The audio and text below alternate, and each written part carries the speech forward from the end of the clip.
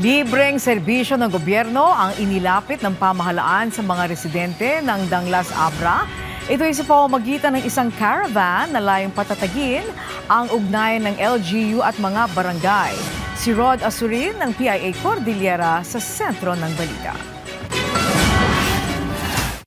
Iba't ibang serbisyo ng gobyerno ang dinala ng Retold Community Support Program o RCSP, serbisyo karaban sa Barangay Nagaparan, Danglas Abra.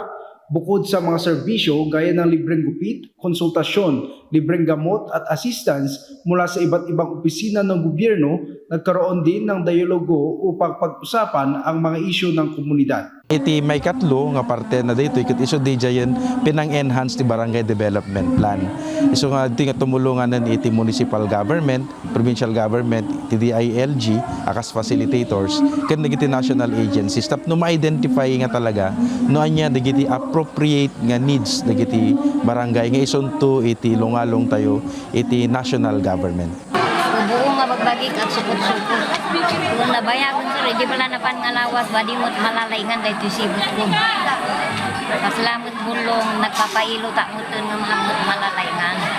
Iso nga, abya manak siya doon na ita, imay kayo, tama katsik-kapak, parang malayngan ako.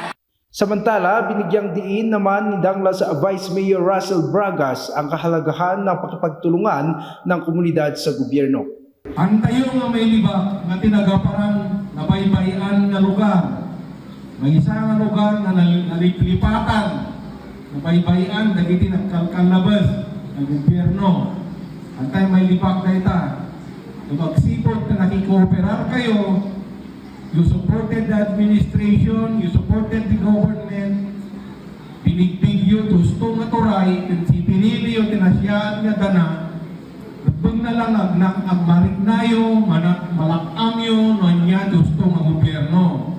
Maliban sa Barangay Nagaparan, 20 barangay pa sa lalawigan ng Abra ang sumasailalim sa RCSP ng National Task Force to End Local Communist Armed Conflict. Rod Asurin ng Philippine Information Agency Cordillera para sa Pambansang TV sa Bagong Pilipinas.